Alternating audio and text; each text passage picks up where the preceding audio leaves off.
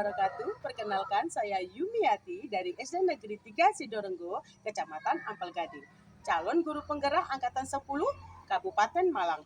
Di sini saya akan melakukan aksi nyata modul 1.4 budaya positif. Selamat menyaksikan.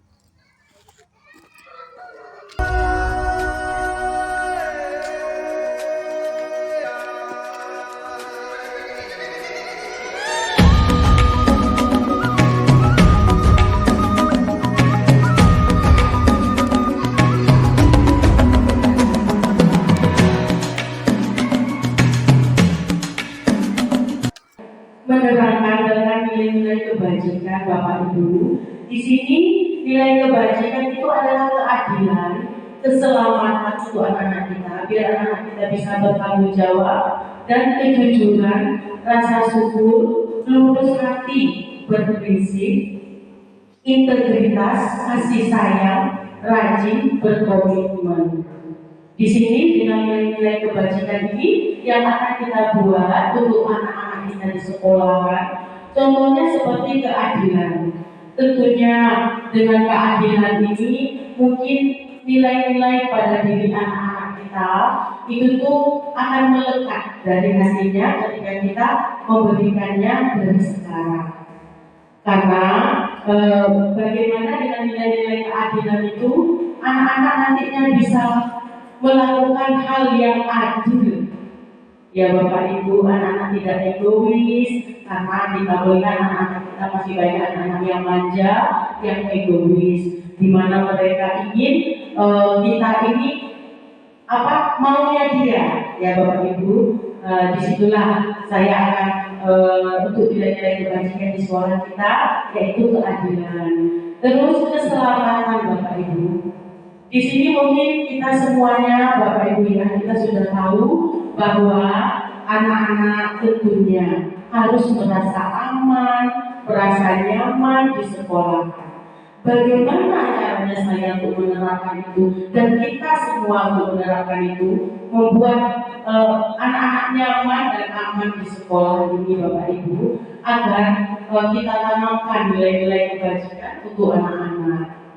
Yang merasa nyaman di sini ketika anak-anak bermain, terkadang anak-anak tidak mendengarkan dan tidak mau tahu apakah itu ada teman di depan, apakah ada siapapun. Itu anak-anak biasanya semaunya sendiri, apalagi siap sudah kelas besar. Terkadang mereka lebih menguasai lapangan sendirian, lebih menguasai sekolahan, dan mereka juga merasa mereka sudah besar dan selalu membuat adik-adiknya merasa tidak nyaman dan takut Bapak Ibu. Makanya itu untuk keselamatan dan kenyamanan anak-anak di sekolah ini yang harus kita tanamkan nilai-nilai kebajikan di diri anak-anak. Terus tanggung jawab Bapak Ibu. Di sini kita akan menanamkan nilai-nilai kebajikan tanggung jawab kepada anak-anak, di mana di sini nanti anak-anak bisa mempunyai tanggung jawab. Contohnya tanggung jawab mereka terhadap pelajaran, tanggung jawab mereka bahwa mereka ke sekolah ini bukan untuk bermain, tetapi adalah untuk belajar. Untuk menanamkan nilai-nilai kebajikan itu Bapak Ibu yang akan kita berikan kepada anak-anak dari dini, dari sekarang ini. Untuk itu saya meminta kepada Bapak Ibu sama-sama kita untuk saling mendukung untuk anak-anak kita agar lebih baik lagi ke depannya. Terus di sini satu yang harus kita tanamkan Ibu, yaitu berkomitmen. Bagaimana anak-anak ini bisa berkomitmen dengan apa yang dikatakannya, itu memang betul-betul dengan sikap yang akan mereka lakukan. Untuk itu Ibu, komitmen ada nilai-nilai kebajikan nantinya kepada anak-anak. Di sini mengajarkan anak-anak untuk bertanggung jawab dengan apa yang dikatakan. Terus selanjutnya Bapak Ibu, di sini Nah, ini Bapak Ibu, mungkin kita sudah melihat di kelas Bapak Ibu bahwa anak-anak kurang rasa percaya diri. Padahal kita lihat mereka mampu, tetapi mereka tidak percaya diri mengakibatkan apapun yang mereka tahu, yang mereka bisa, mereka tidak bisa untuk menerapkannya karena kurangnya percaya diri. Bluetooth mode. Itulah yang harus kita terapkan di sini Bapak Ibu untuk nilai-nilai kebajikan universal anak-anak kita, yaitu kepercayaan diri anak-anak.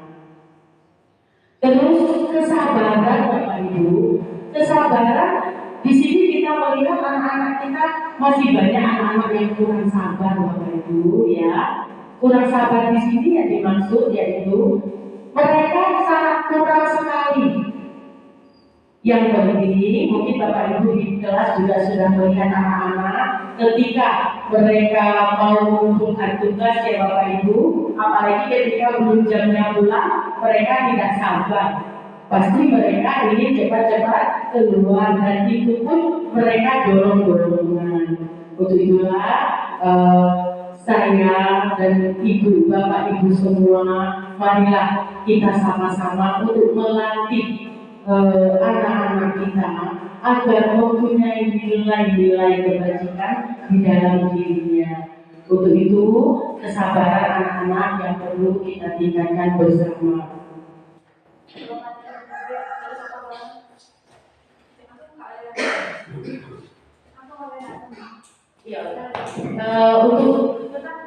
Ya, terima kasih. Menurut saya perlu ditambahkan sopan dan santun ya, Bu Yuni. Mungkin itu bisa ditambahkan nanti di budaya positif yang akan Bu Yuni lakukan. Terima kasih. Terima kasih untuk Bu Dian yang tambahannya yang akan kita buat yaitu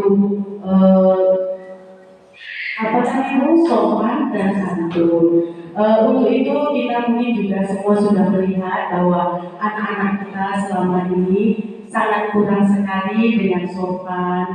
Terkadang kita juga pernah mendengar anak-anak berbicara kurang sopan dan berbicara yang tidak baik bersama teman. Terima kasih Bu Dian. Apakah ada tambahan lagi Ibu?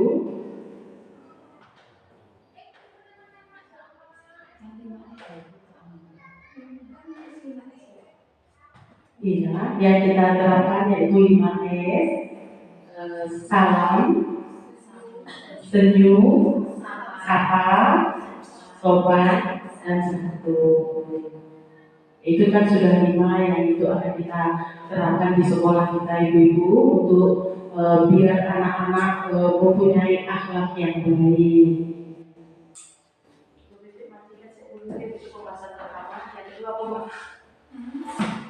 Ibu apa? Disiplin masih Ya. Nilai.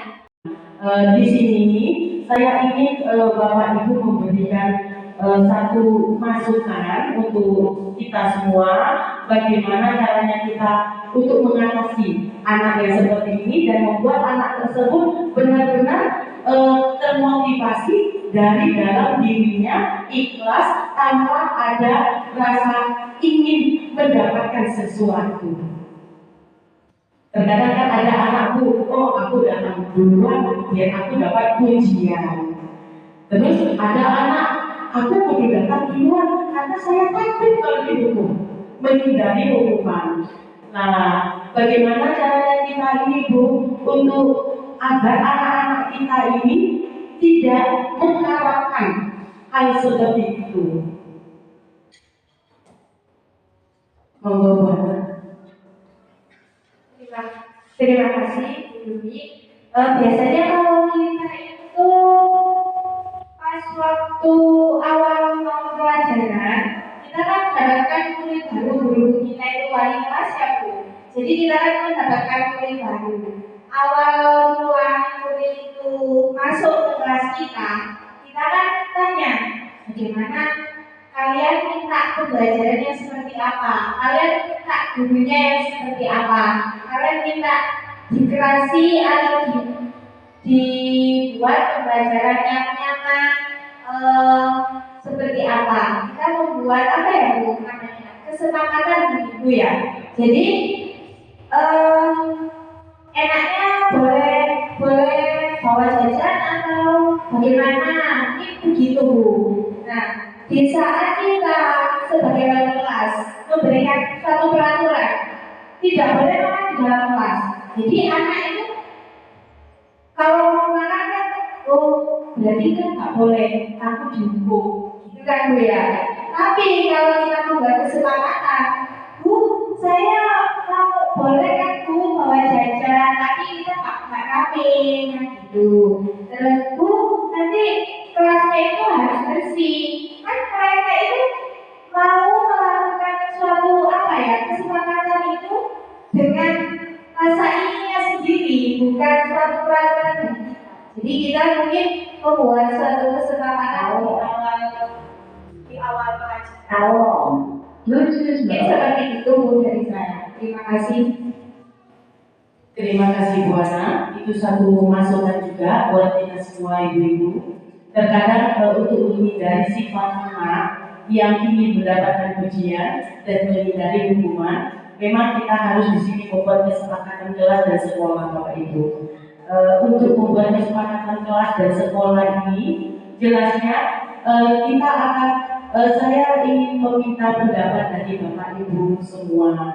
Kesepakatannya seperti apa yang akan kita terapkan agar nanti ini kesepakatan ini bisa kita perlakukan untuk anak-anak kita. Kesepakatan kelas seperti kita harus mengadakan piket ya Bapak Ibu untuk menyambut anak-anak kita. Terus kita akan membuat bagaimana anak-anak bisa datang ke sekolah, saling sama guru. Kadang-kadang kita juga tahu karena zaman teknologi sekarang ini banyak anak-anak yang kurang kadang ketemu sama ibu gurunya, "Hai Bu," begitu ya. Yaitu mengikuti zamannya, kita juga harus mengikuti zaman. Tetapi di sini kita juga harus menerapkan budaya positif yang baik untuk anak-anak seperti ini. Apakah ada tambahan Bapak Ibu kesepakatannya seperti apa yang akan kita buat? Kesepakatan kelas dan sekolah.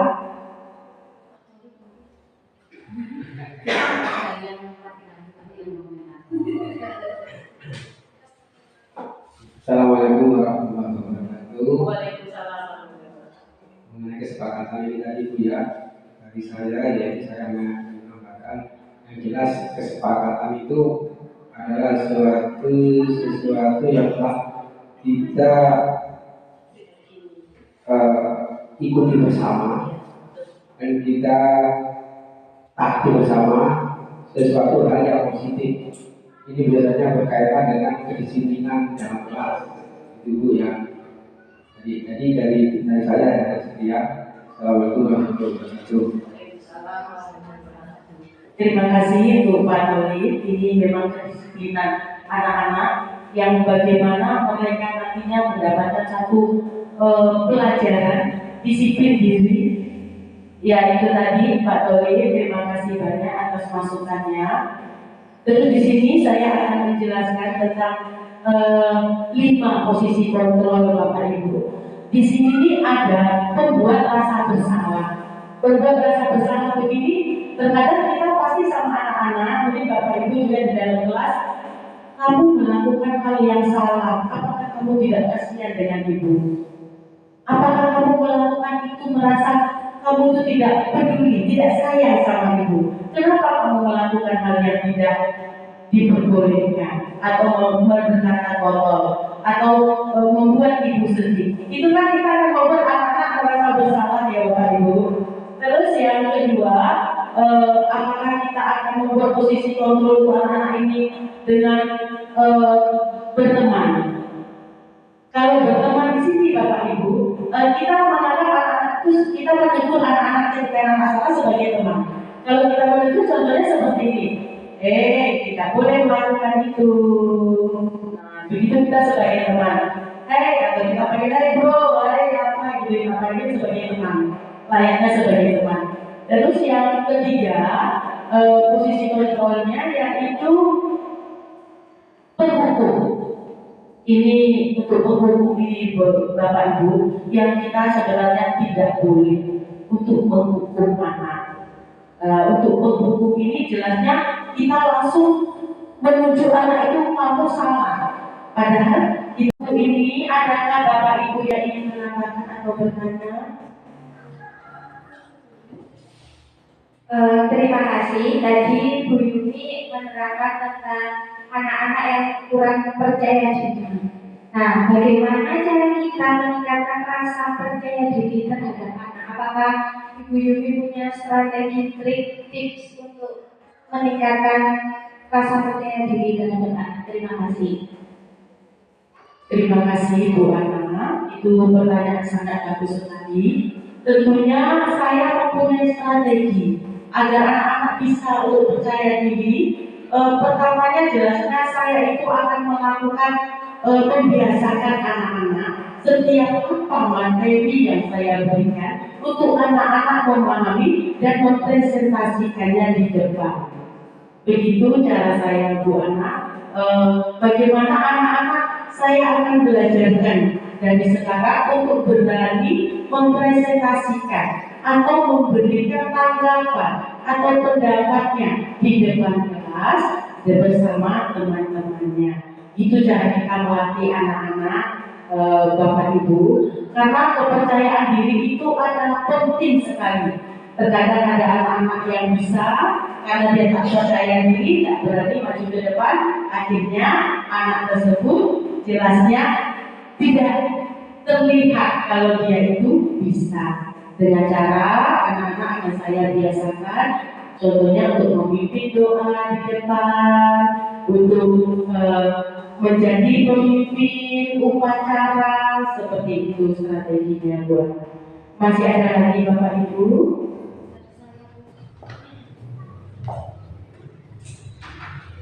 Terima kasih. Tadi Bu Yumi sudah membahas ada masalah keadilan ya. Yang mau saya tanyakan, bagaimana cara Bu Yumi mengenalkan rasa keadilan kepada anak? Terima kasih. Terima kasih Bu Dian. Keadilan yang saya bilang di sini, untuk menerapkan keadilan itu, terkadang ada anak-anak yang merasa dirinya, oh saya ini anak yang pintar, saya ini bisa segalanya. Tentunya Bu Guru akan lebih sayang kepada saya dan akan memperhatikan saya. Jelasnya tidak akan adil buat anak-anak yang lain. Padahal kita juga mungkin Bapak Ibu juga tahu bahwa anak-anak kita semuanya adalah anak-anak yang pintar. Hanya mereka kurang percaya diri itu tadi. Caranya saya akan memberikan pelajaran yang berdiferensiasi menurut apa yang menurut mereka itu. Saya ada anak terkadang bisa dengan teori saja, praktek tidak bisa. Sedangkan ada anak yang bisa praktek saja, teori tidak bisa. Supaya adil, saya akan melakukan pembelajaran berdiferensiasi, pembelajaran yang menurut bakat dan minat anak, menurut apa yang anak senangi. Menurut apa yang anak senangi, dan itu akan saya kelompokkan dan itu akan adil. Saya akan membuat kelompok kecil di mana nanti pembelajaran berdiferensiasi ini terkadang ada anak yang tidak suka dengan pelajaran yang hanya teori saja gitu. Begitu Bu Dian. Terima kasih.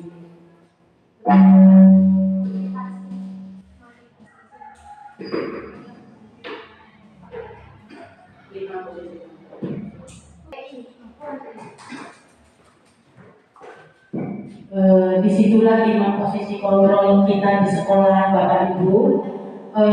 Untuk itu yang tepatnya manajer itu kita adalah posisi kontrol tadi ini Bapak Ibu. Tentunya Bapak Ibu saya sudah menerangkan tentang kelima posisi kontrol yang mana yang terbaik buat posisi kita. Apakah ada yang mau ditanyakan Bapak Ibu atau memberikan umpan balik untuk ini semua?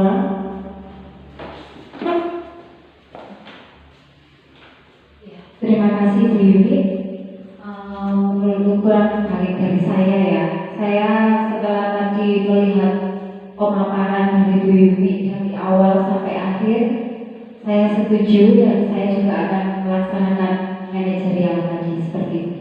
Terima kasih Bu Yuni. Terima kasih Bu Dian. Itulah posisi kita di sekolah ini adalah sebagai manajer. Untuk itu ada cara kita mengatasinya Bapak Ibu, yaitu menggunakan restitusi. Yang pertama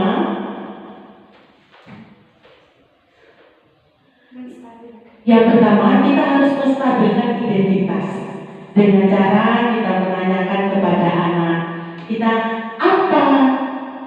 Setiap orang pasti mempunyai kesalahan, termasuk ibu guru. Di sini kita tidak mencari kesalahan, akan tetapi kita selesaikan masalahnya. Seperti itu Bapak Ibu. Terus validasi kesalahan Bapak Ibu ya. Yang kedua yaitu validasi kesalahan. Di sini bagaimana kita memberikan kepada anak-anak bahwa apa yang kamu lakukan itu memang salah. Akan tetapi kamu senang sepertinya untuk melakukan itu. Kita akan bertanya seperti itu sama anak-anak. Nanti anak-anak akan memberikan jawaban ke kita. Nah disinilah nanti kita akan memberikan anak-anak memvalidasinya Bapak Ibu. Banyak kesenangan dan apa yang kalian lakukan merasa kalian senang. Banyak hal lain kesenangan yang kalian lakukan tanpa harus menyakiti atau melakukan kesalahan. Seperti itu. Yang ketiga Bapak Ibu, yaitu keyakinan, menanyakan keyakinan. Di situ nanti kita mengingatkan kembali Bapak Ibu kepada anak-anak kita dengan keyakinan kelas dan sekolah yang kita buat. Begitu Bapak Ibu. Bagaimana kita mengingatkan kembali kepada anak kita. Itulah Bapak Ibu yang dari yang saya terangkan ini tadi.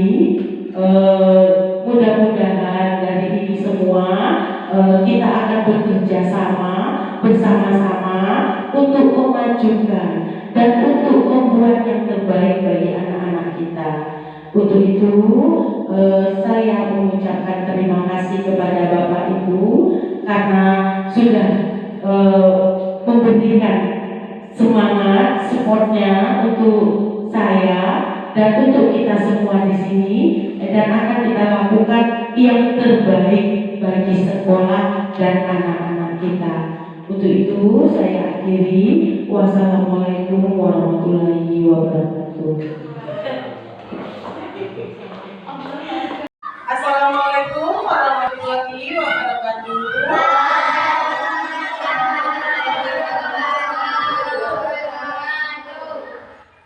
Perhatikan anak-anak semua.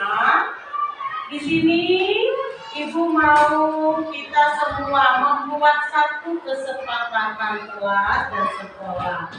Apa itu kesepakatan? Kesepakatan kelas ya, yaitu suatu keyakinan yang kita buat bersama. Tentunya kesepakatan yang kita buat bersama ini harus kita lakukan dan kita terapkan sehari-hari. Sekarang Bu Yuni mau tanya sama anak-anak semua. Kesepakatan yang bagaimana yang harus kita buat agar pembelajaran ya yang kita lakukan merasa aman, nyaman, tanpa rasa khawatir. Untuk itu kita buat satu kesepakatan kelas bagaimana nanti ini kita menerapkannya agar pembelajaran kita bisa menyenangkan, aman, nyaman, tanpa rasa khawatir. Ayo anak-anak kita buat satu kesepakatan kelas. Pertama apa? Nah, kita buat kesepakatan datang tepat waktu. Ya, datang tepat waktu di sini ya.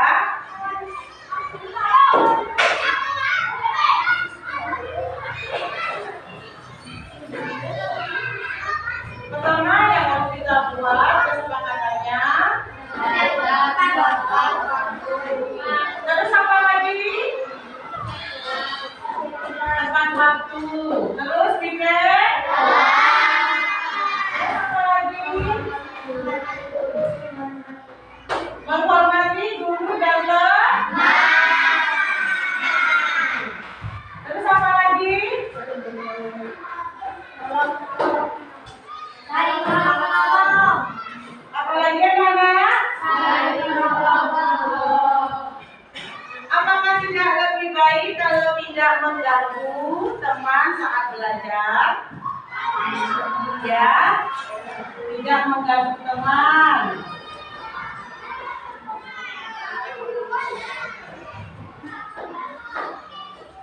Terus, apakah boleh kita untuk mengejek atau menghina teman? Tidak. Ada kesepakatannya ya? Berarti tidak boleh membuli. Terus apa lagi? Apa lagi yang harus kita sepakati? Bicara. Jadi kita cukup sedikit saja kita buat terlebih dahulu. Kalau ini kita jalani dan kita yakini bersama, ya, tentunya kita akan mencari lagi bagaimana membuat kesepakatan yang akan kita tambah kembali, ya. Ini adalah kesepakatan kelas ini, keyakinan kita bersama bagaimana kita bisa menjadi anak yang baik. Tentunya hal-hal ini yang kita buat ada konsekuensinya. Apa itu konsekuensi ini? Konsekuensi adalah satu pertanggungjawaban ketika kita melanggar kesepakatan Jadi kesepakatan yang kita buat kita tidak boleh melanggarnya, ya. Kita harus patuhi dan kita yakini di dalam diri kita bahwa kesepakatan yang kita buat ini baik untuk kita semua. Pastinya ada konsekuensinya, yaitu pertanggungjawabannya. Sekarang Bu Yumi tanya untuk pertanggungjawabannya. Datang tepat waktu. Apabila kalian melanggar, konsekuensinya apa yang kita buat? Mengelilingi lapangan 2 kali. Kita sepakati? Mengelilingi lapangan. Terus kalau tiket kelas apabila tidak tiket, padahal itu adalah tanggung jawab kalian yang sudah kita sepakati. Ketika tidak melakukannya, apa konsekuensinya?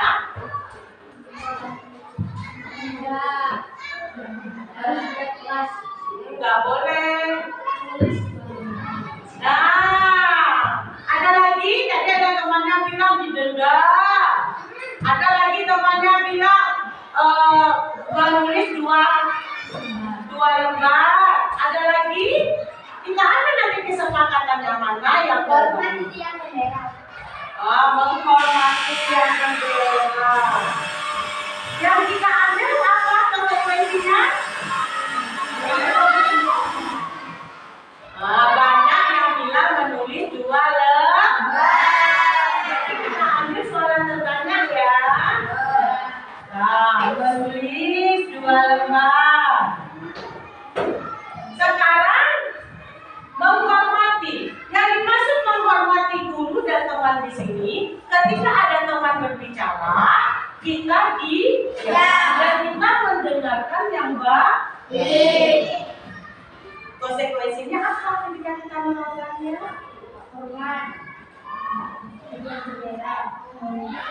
Ada lagi? Boleh kalian keluarkan pendapat kalian, ya? Membersihkan kelas. Oh, membersihkan toilet. Kalian boleh bermusyawarah. Ada yang skor jam.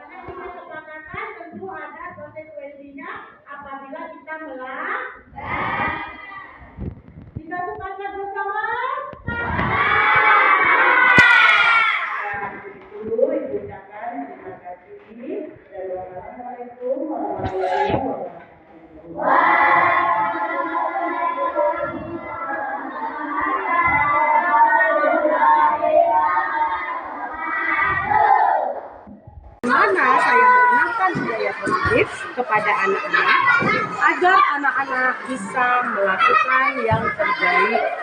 Dalam budaya positif yang kami lakukan, anak-anak salam, menyapa. Iya, inilah salah satu contoh budaya positif yang saya 5 posisi kontrol untuk anak-anak sekolah. Tentunya kami melakukan hal yang terbaik untuk anak-anak dan menyelesaikan segala permasalahan anak-anak. Dalam 5 posisi kontrol tersebut, di sekolah kami mengambil yaitu manajer, di mana kami akan menyelesaikan permasalahan anak-anak. Bermain dengan baik, tanpa mengganggu teman yang lain, menyenangkan, aman, dan nyaman.